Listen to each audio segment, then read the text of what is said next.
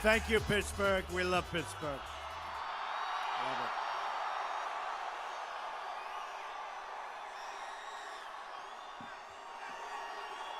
Thank you very much.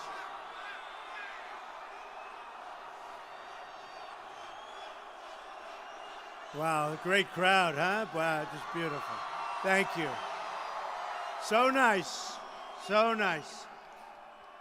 We are going to bring back your coal industry and your steel industry. We're bringing it back. Remember that. We're bringing it back, folks. So I know Pittsburgh, have a lot of friends. Big Ben is a friend of mine. Big Ben. Do we love Big Ben? A lot of friends. And I will tell you this. I asked when I came over, I said, give me some stats on how Pittsburgh's doing. And it's no different, really, than the country. The country is doing lousy. We're losing our jobs. They're moving to other countries. They're moving to Mexico. They're moving all over the place. They fire their people. They make their product. They send it in here. No tax, no nothing. Give me a break, okay? It's not going to happen. So there are a few places in America that have been more devastated economically by our trade policies than Pittsburgh. We know that. We know what's happened. Don't worry, we're bringing it all back. Don't worry about it, okay? Don't worry. According to the Federal Bureau of Labor, these are just stats. I'm just getting them from the books. According to the Federal Bureau of Labor Statistics, Pittsburgh has lost 1/3 of its manufacturing jobs since 2001. 1/3. This happened to be, by the way, the year that China entered the World Trade Organization and started ripping us off, okay? From the Pittsburgh Business Times, United States Steel Corp said Wednesday it would be cutting about 25% of its non-unionized workforce, including jobs in Pittsburgh. All over the country, we're getting just devastated. Also, according to the Bureau of Labor Statistics, Pittsburgh also lost 20% of its construction jobs since 2007. And we love the place. You know, we love, just so you understand, I went to school in this state, right? We know that, right? So I know a lot about Pennsylvania, and it's great. How's Joe Paterno? Are we going to bring that back, right? How about that whole deal? And we do love Penn State. Do we love Penn State? I mean, in all fairness, we love Penn State, but we love Pittsburgh, right? The state of Pennsylvania has lost more. Listen to this one: more than 40% of its manufacturing. I mean, when you think of it, 35% since 2000. So it's lost 35% of its manufacturing since the year 2000. Pennsylvania, we know this, provided steel to the entire world. It'll happen again. A wage earner could support their entire family on an income in the mill. And you know, that's a different thing now. And now they're being laid off all over the place. And by the way, and I have to tell you something. Steel, we're bringing it back. And I said it. Coal, clean coal, clean coal. We're bringing it back. Big league, big league. The politicians who are, you know, a little bit smarter than you think, by the way. Some are dummies, but a little bit smarter. Just so you understand, I'm self-funding my campaign. When I come here, I'm paying for it, okay? But the politicians are all taken care of by their special interests. They're all, you look at a guy like Cruz, he's in favor of TPP. TPP. Lion Ted. Lion Ted. You big liar.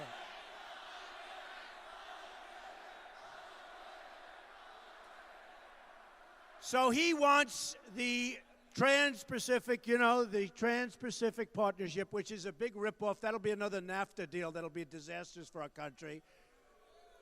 And he made it impossible for us to negotiate their single greatest weapon against us, which is currency devaluation. He wouldn't let it happen, and it's no good to start off with, but without currency devaluation in their big league, it's a disaster. It'll take so many jobs from this country, from this area. We're not going to let it happen.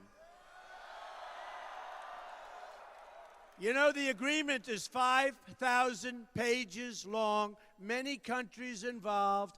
Those countries have read every single little word. They've analyzed it 15 different ways from China. And you know what? Although China's not in the deal, I have to be honest, but they will be in the deal. If the deal turns out to be as good as everyone's saying for those competing with us, China will come in through the back door, and they'll be there too. Don't worry about it. But when you look at it, think of it. 5,000 pages, every word by those countries. And I get most of the people doing it, they don't even read the documents, folks. They don't even read the documents. And in the end, I refuse to use bad language. But in the end, we will be taken advantage of. You know why? Because the United States is represented by incompetent people and or dishonest people, and we're going to have that practice stopped. We're going to use our toughest, our smartest, and we're going to stop it. So it's one of the great betrayals. It really is true. This is the town of the Pittsburgh Steelers, which we love, and we do love the Pittsburgh Steelers. And you're going to have a good season coming up. We got to keep Ben good and healthy. You're going to have a good season. It's Steel City, and when I'm president, guess what? Steel is coming back to Pittsburgh, and a lot of other things are coming back. So that's the way it is. You know, I just did Sean Hannity. We did a big, beautiful show right from a little bit different location in Pittsburgh. So it's on tonight if anybody wants to watch. By the time we finish, you will have enough. You'll go home and say, oh, I don't want to watch anymore. I had enough. Don't watch Sean tonight. But it's a pretty good show. We just did it. We had a packed theater. It was an incredible place. And we had it packed, and there's love in that room. There's tremendous love in what we're doing. This is a move. I love you too, man. I love you.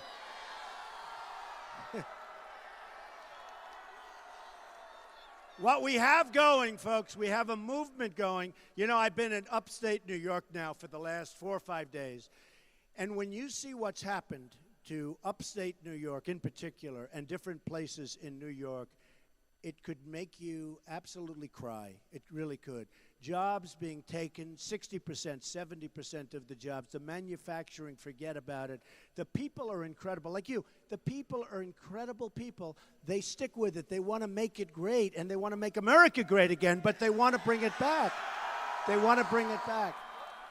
And I'll tell you what, we're going to. You know, when you see these companies, you saw recently Carrier Air Conditioner where they fired 1,400 people like it was nothing, and they're moving to Mexico. And then they're going to make their air conditioners. They're going to make their air conditioners. They're going to send them over. He says, build the wall. You're right. We're going to build the wall. Don't worry about it. We're going to build the wall.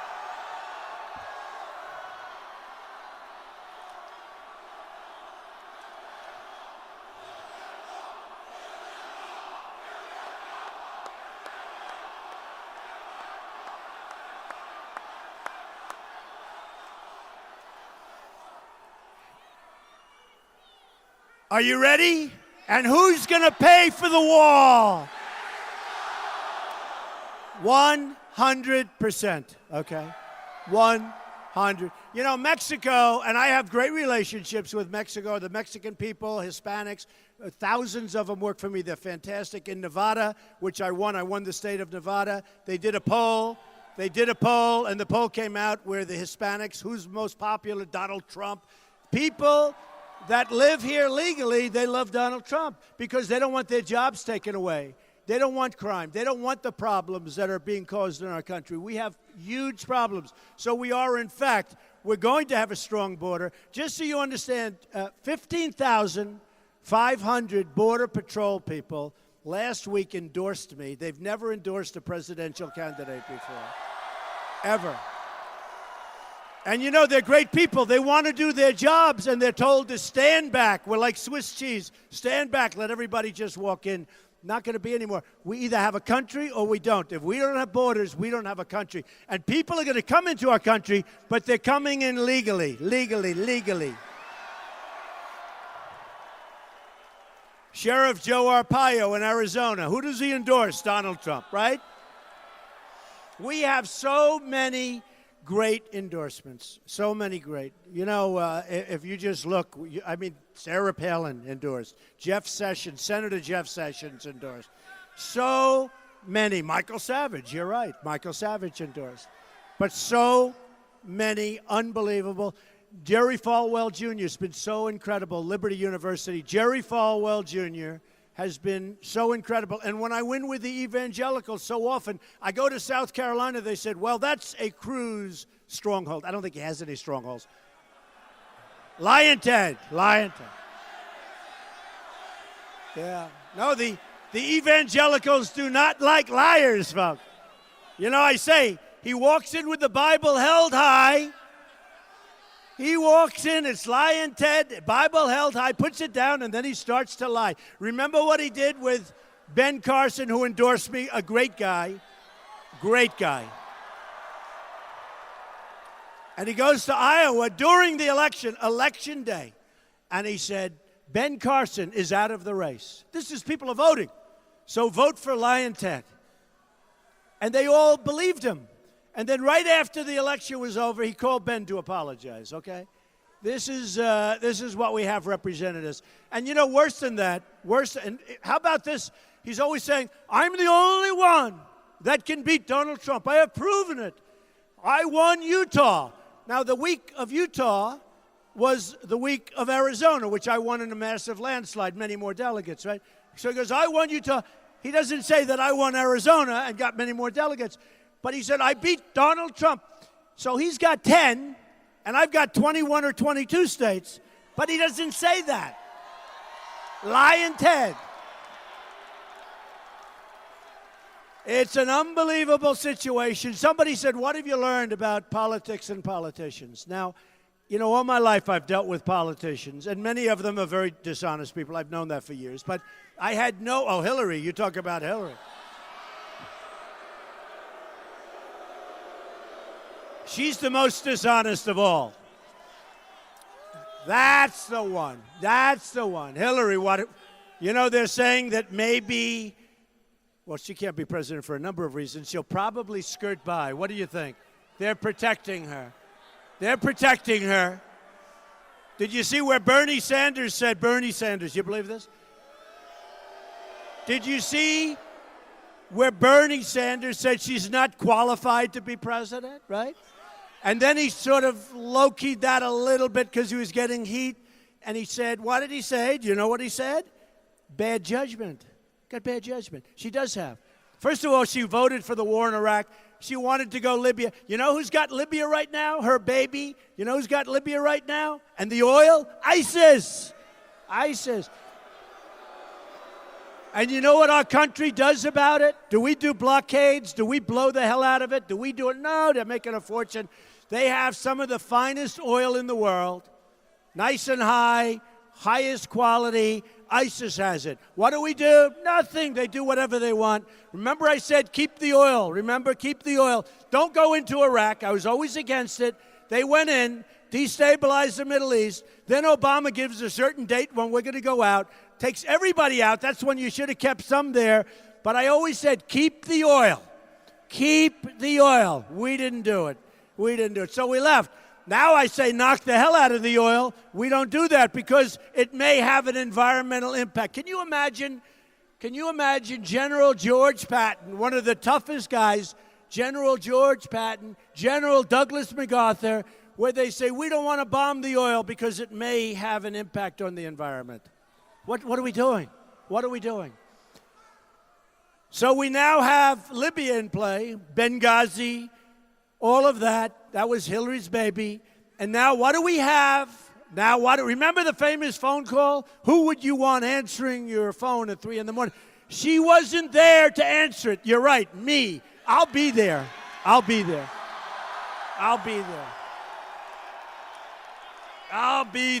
folks. Bad judgment. She's got bad judgment. I'll tell you what, if Hillary Clinton becomes president, and we'll beat her easily.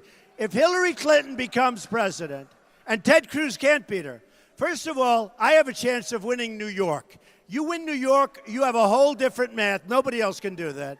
And the numbers are incredible. If you look at New York, I think I had a 43-point lead. 43 points. And, you know, everybody knows my relationship to Pennsylvania, and I've been here. I used to play Cobb's Creek. Does anyone know where Cobb's Creek is? Cobb's Creek. I used to play it, believe me, but Cobb's Creek. But everyone really knows my relationship to Pennsylvania, and it's a special relationship, and we're going to keep it going. But here's what we have to be careful of. In Colorado right now, they're picketing and going wild because the bosses and the establishment and the people that shouldn't have this power took all of the power away from the voters. So the voters never got to vote. And the voters didn't know that except when I got up and complained, because they did it after I joined the race, and they figured I'd probably win Colorado, which I would. I would win Colorado, like my polls here, and I'll explain that. So in Colorado, they're all delegates. And we had delegates, they go in, they don't take them, and then they take these others, so they get the delegates without voting. The people don't vote. Here's what's happening here. So we vote, and whoever wins gets 17 delegates. But whoever doesn't win can get like 35 or whatever the difference is between the... So think of it. You beat somebody badly with the people because it's a rigged system, folks.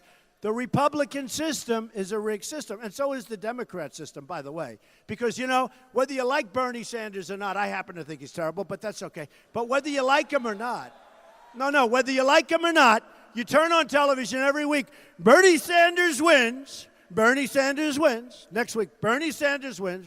He wins every weekend. And then you listen to the pundits, but he can't win. I say, wait a minute, he's won every week for the last 7 weeks, right? But he can't win. And you say, what's going on? Then I say, oh, it's a rigged system. You know, they have things called superdelegates, and we have a different system, which is equally rigged. And what it does is allows the bosses to pick whoever they want. And whoever they want is a guy like Romney, who's a stiff, who frankly blew the election last time. He blew the election because that was an election that should have been won. Look, I backed John McCain, and that was tough because he inherited a problem. But I backed John McCain, he lost. I backed Romney, and he lost. That one should have been won. And this time I said, you know what? We're going to do it ourselves. Let's do it ourselves. We're going to win. But you can't let the bosses take it away. So I win. Let's say I win the state because we're up by like 20 points, a lot. The polls just came out, and we're up by a lot. And you see these crowds. Same thing with Sean Hannity for tonight. They had this theater. It was packed. He said, I've never seen anything like it. There's great spirit. There's great movement. This is a movement like they haven't seen. People are saying they've never seen anything like this. They've never seen anything like it. Actually, a pundit who hates me, I won't use his name, but maybe you saw it, said, whether you like him or not, it's one of the great phenomena that we've ever seen in the history of this country. I said, was he talking about me? I can't believe it. But what we've got, forget about me, what we've got is one of the great phenomena. I go to Dallas, Texas. We fill up the Maverick Stadium. I go to Mobile, Alabama, 35,000 people. We have 25,000 people. The other night we had 20,000 people in Albany, New York. Then the people want results. They're tired of it. They're tired. The politicians talk. And, you know, a lot of times I'll give a speech. I'll say how to fix a solution because nobody's going to be better at bringing jobs back than me. Nobody. Nobody's even close. Nobody's even close. And I'm not going to be affected by people that gave me money because I've turned down tens of millions of dollars. I feel like so stupid for doing that. My whole life I take money. Money, that's my business, right? I take. I keep taking. I built this incredible company. I started off, I mean, think of it. I started with $1 million loan. I built a company that's worth more than $10 billion, okay? More. Over a relatively short period of time, some of the greatest assets in the world, very little debt, tremendous cash flow, and I say that not to brag. I say that because that's the kind of thinking, at least for a little while, that's the kind of thinking we need in our country. We have $19 trillion. We're sitting on a bubble. We've got to straighten out our country. We've got to rebuild our military. Our military is being decimated. It's being decimated. We got to knock the hell out of ISIS. We got to knock them out.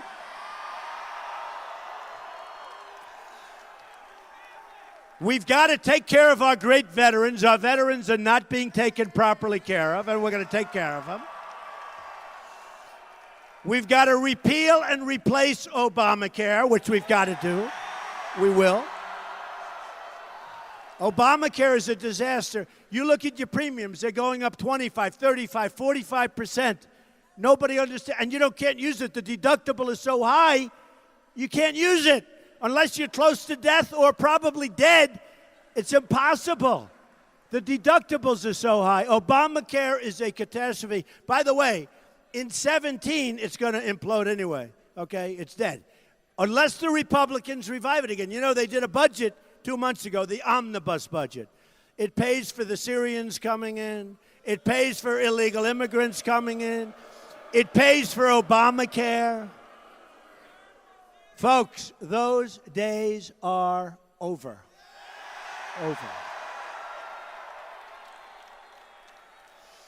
So I only say to you, you got to go out and vote. We're going to make this so incredible. You're going to be so happy. You got to go out and vote. And when you vote, remember this evening, but you got to go out and vote.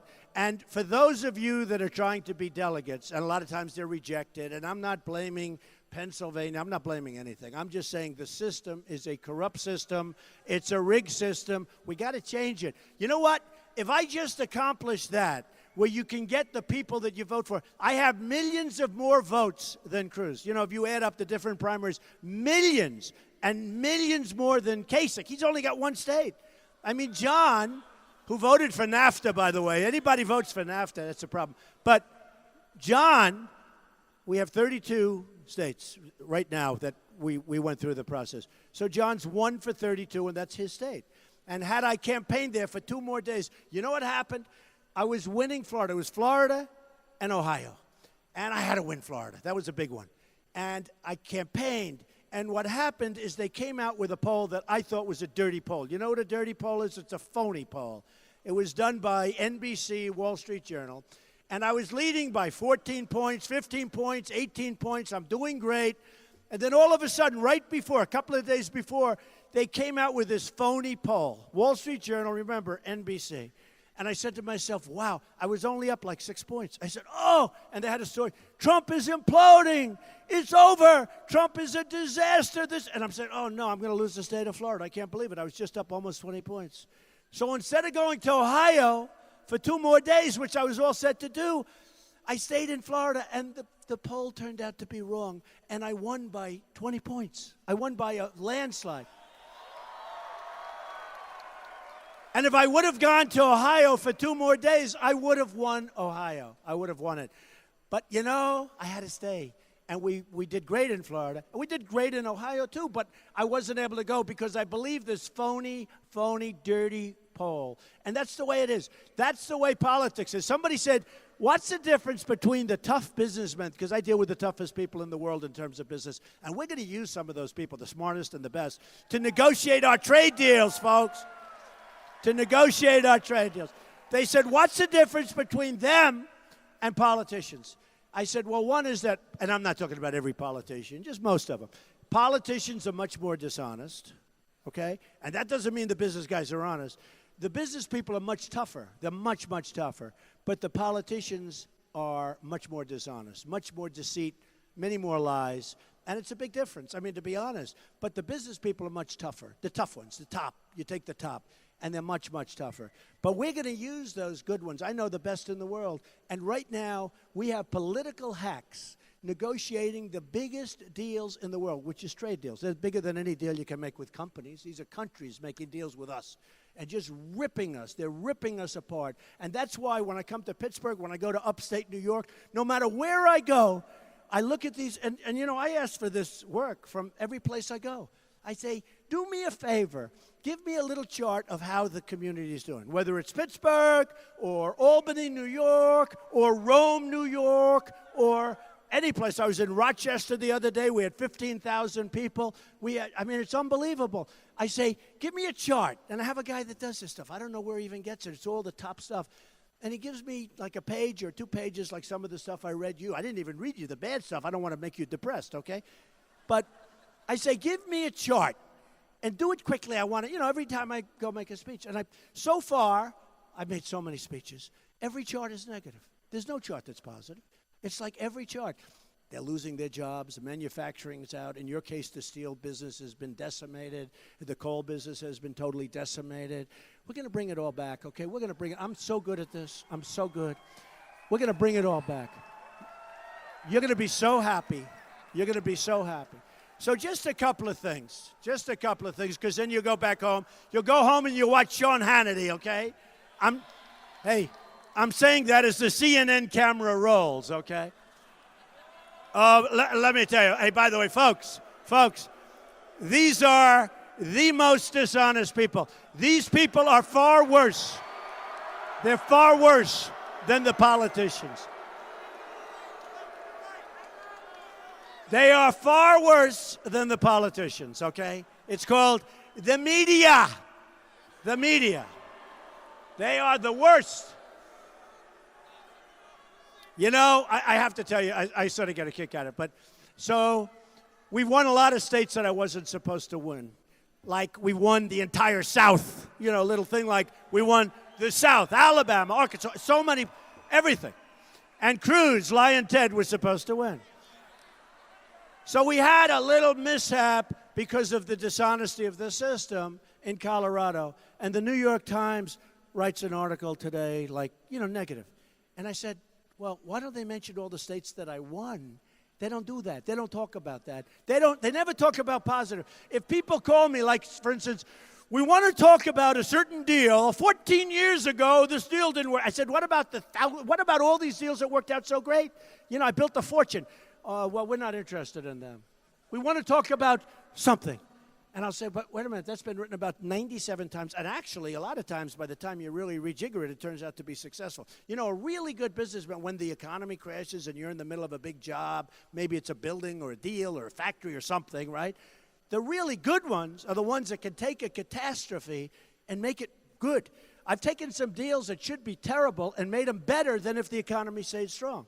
Then the reason you lose it is sometimes the economy. Who's going to be blamed for the economy? The politicians, maybe. But the really good ones are the ones that can take a bad condition, and you go in and you beat up the banks. And you go in, that people don't like the banks, but, frankly, they're fine. But you go in, you have to make deals with the banks, you do sorts of things. But the beauty and the really best ones are you can take what should be a bad deal and make it a phenomenal deal, and then sometimes make it better than if the economy had remained strong. It's really a true story. But I say, sometimes they'll call, they say, we want to talk about a certain deal. I said, man, when was it? Well, it was 18 years ago. And I said, what about the good deals? Do you ever want? No, we're not interested in them. These are the most dishonest human beings. I'm telling you, they are the worst. So that's the story. That's the story. That's the story. Do we agree on that, folks? Terrible. Terrible human beings. So look, here's the story. Here's the story. We can't let them, and I think I'll probably do well with the delegates. Who knows? If the bosses don't like Trump, they're going to pick their own delegates, etc. But you can't let them win. You can't. Oh, that's all right. Let him be very weak. He's got a very weak voice. Very weak voice. Very weak. It's funny. Let me see. Who is that person? Let me see. Raise your hand. Who are you? Are you an agitator? Let me see. Who is it? Who is it? Are you the one? Your voice is very weak. No, he's so weak. Look, he's leaving now. Who is he? Bye. He's going home to mommy. I actually wanted to talk to him. I actually wanted. Because, when you think, first of all, my rallies, you know, they give us a bad press. First of all, they never tell about how many. Look at this place, it's packed. And we set it up a few days ago. They never talk about the size. When I have 25,000, 35,000, they say Donald Trump gave a speech today, and it was fine, but that's it. I say to my wife, I come home, I say, did you see the size of that crowd? Because they always put it on because I get good ratings. So it's always on, but they always show just my face. In fact, that's the one thing I like about the protester. The only thing that gets those cameras to move into the audience to show how big the crowds are protesters, because they view it as a negative. So they move the, you know, for years, I'm telling you, for the last year, I didn't think the cameras could move because they're always like this. Except when there's a protester in the back corner of the room, the camera, it looks like a pretzel, it does so many turns. It's crazy. So I love my protesters because it's the only way people, in fact, somebody said the other night, man, that crowd in Albany was big. I said, did they actually show it? Yeah, there was a protester in the audience and they panned to the, that's the only way they show it. Otherwise, they never show it. We have the biggest crowds. We have the most loyal people. You know, a woman was on television 3 nights ago, and the announcer, you know, coming on with a negative question, said, let me ask you, because I'll tell you honestly, I think I'm going to do fantastically with women. We're going to bring security to the country.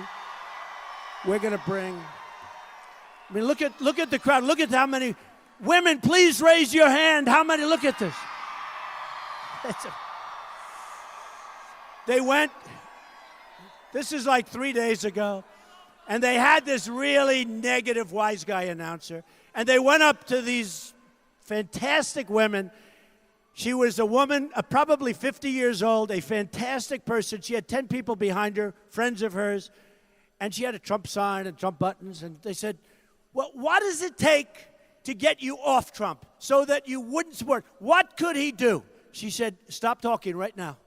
There is absolutely nothing he can do to get me not to vote for him. And I said, oh, it's true.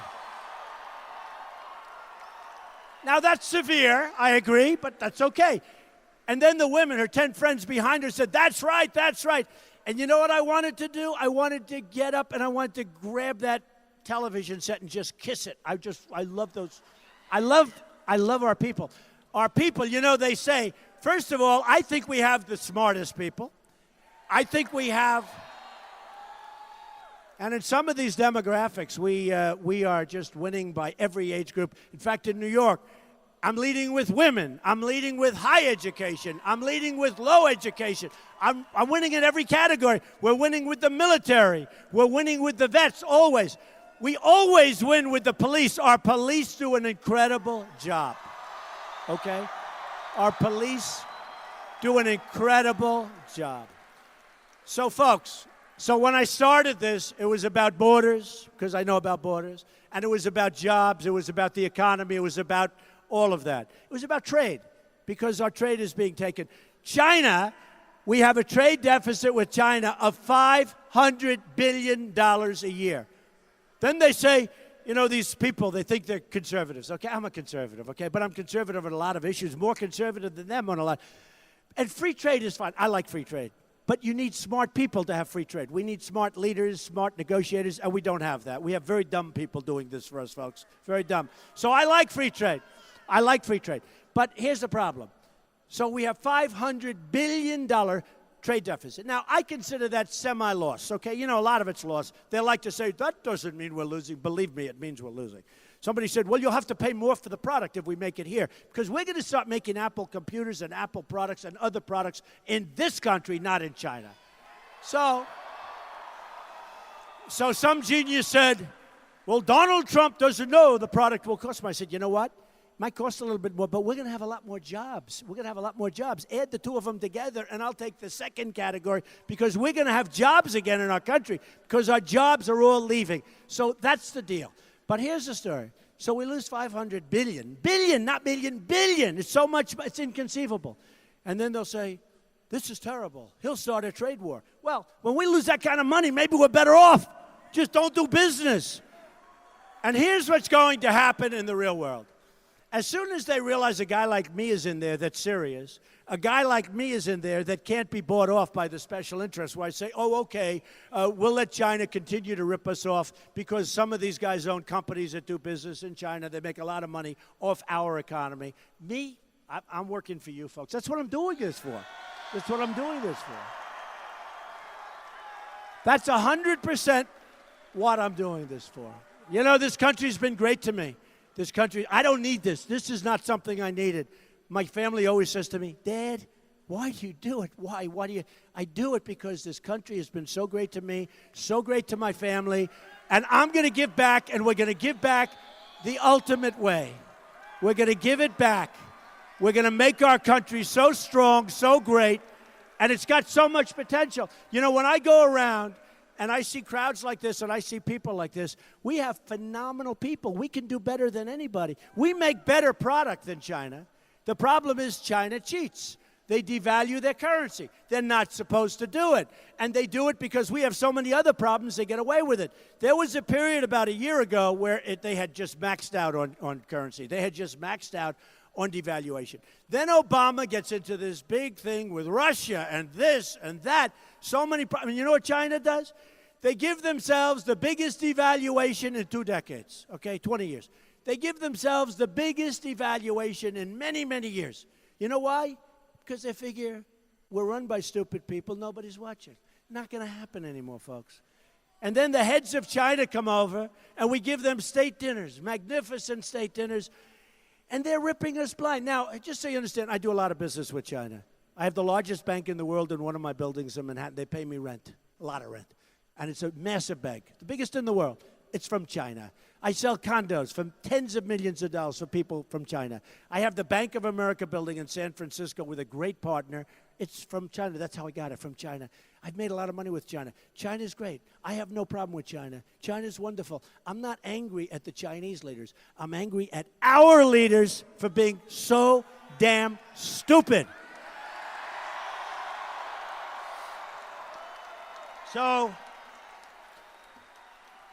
So when we have a trade deficit with China of more than $500 billion, and we have a trade deficit with Japan that's through the roof. You got to see these cars. They come pouring off the largest ships you've ever seen. You go to Los Angeles, the docks, and I looked at cars. It looks like NASCAR, which, by the way, the owner of NASCAR, Brian France, a great guy, endorsed me, and he is a phenomenal guy. But when I see those cars, it reminds me of NASCAR. They come pouring off those boats. It looks like they're going 50 miles an hour, boom, boom, boom, into our system. And you know what? You talk about trade imbalance? They send us millions of cars. We send them practically nothing. And what do we get? And then we defend them, and it's all wonderful. But we got to get paid something. We got to get a little, we got to do something. Folks, we're getting ripped by everybody. We're getting ripped in NATO. And I don't want to break up NATO. You know, I said the countries that we're giving a free ride to, 28 countries, they got to pay up. Most of them have a lot of money. They got to pay up. You know why they don't pay up? Because nobody asks them to pay up. So we pay for the biggest percentage of NATO. To protect them, we pay. So I said, listen, and I said it to the New York Times, and I said it to the Washington Post, and then they totally print it differently than what I say. I say they got to pay up. I say NATO's obsolete because it doesn't cover terrorism. It's 68 years old. It's time. And you know the funny thing about it? Some experts that do nothing but study NATO, and I don't. You know, I don't know much about NATO, but I have a lot of common sense. A lot. Some of these experts that have been studying NATO all their lives, they said, we never thought of that. You know why? They're so close. You ever do something where you're so close to it, you don't see the forest for the trees, right? You're so close to it. They said, wow, Trump said it was obsolete. You know, it's obsolete. We never thought of it. This is all they do all day long, and they're geniuses. And then they said, well, wait a minute. They owe us tremendous amounts of money. Well, they do. And I don't want them to pay currently. I want them to pay all of the money that they owe us for many years in arrears. They owe us a lot of money. We've been protecting them. Without them, they would be a part of Russia. They would be a part of something. Lots of bad things would happen. I don't mind keeping NATO together, but people have to pay up. People have to pay up. We defend Saudi Arabia, one of the richest countries in the world, so much money. Before the oil went down, now they're making a fortune, but before the oil went down, they were making $1 billion a day. We defend them. They wouldn't be there for a very long if we weren't around, right? Every time there's a little problem, we start sending our beautiful planes, our beautiful ships, cost us a fortune. They don't pay us. Oh, that's such an easy negotiation. They have so much money. Why aren't they paying us?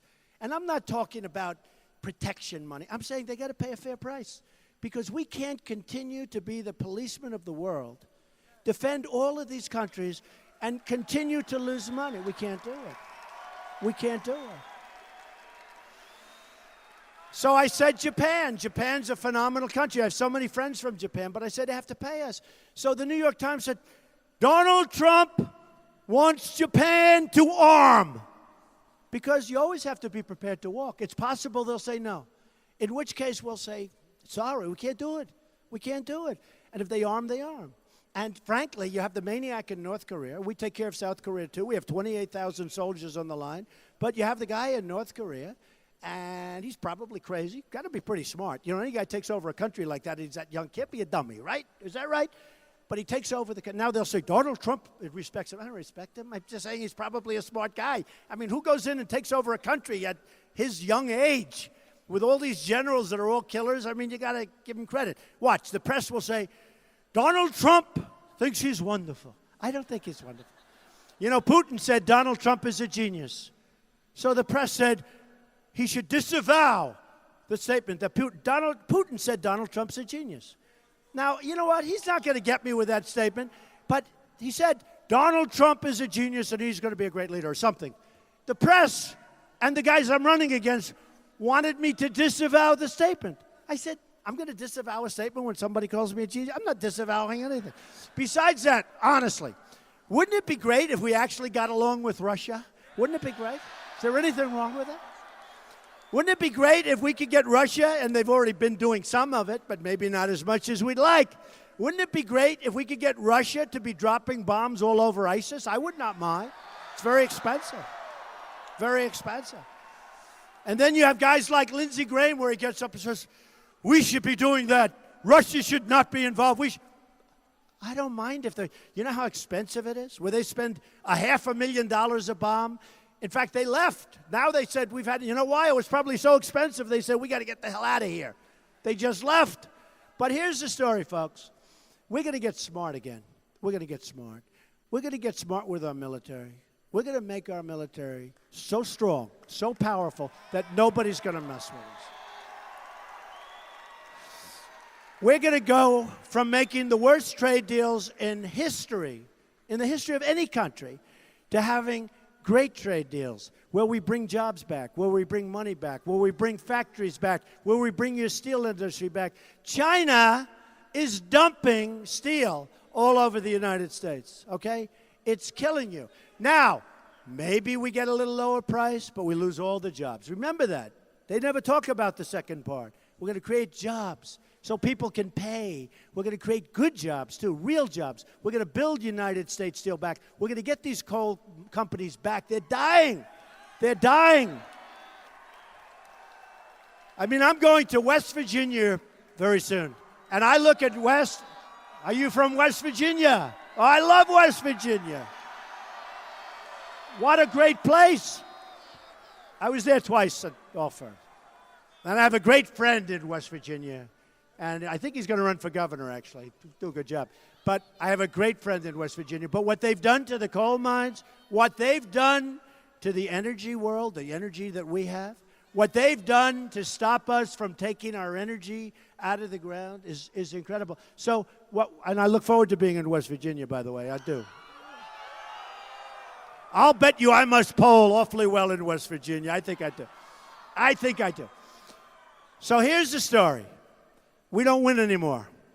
We don't win with trade. We don't win with our military. We can't beat ISIS. We don't win with anything. Our health care stinks. We don't win with anything. Folks, we're going to start winning again. We're going to win with trade. We're going to win with our military. We're going to take out ISIS very strongly. We're going to win with our vets. We're going to take care of our veterans. We're going to win with education. We're getting rid of Common Core. We're going to bring it local. We're going to win with health care. We're going to win with our borders. We're going to build the wall, and Mexico's going to pay for the wall. It's going to be there. And we're going to start winning again because we don't win at all. We don't win at all. You look back over the last long period of time, where have we won? We don't win on trade. We don't win with military. We don't win with anything anymore. We're going to start winning so much that you're going to be calling me saying, Mr. President, I was at your rally in Pittsburgh. We don't want to win anymore. It's too much. We can't take it. You know what I'm going to say? I don't care. We're going to keep winning because we're going to make our country so strong again. And you're going to go out and you're going to vote, and you're going to remember this evening, and you're going to say it was a great evening. But more importantly, when you vote, you're going to say that was the most important vote that you ever cast at any time in your life, because we're going to bring our country back, and we are going to make America great again. Thank you very much, Pittsburgh. Thank you. Thank you very much. Thank you. Thank you, everybody. Thank you.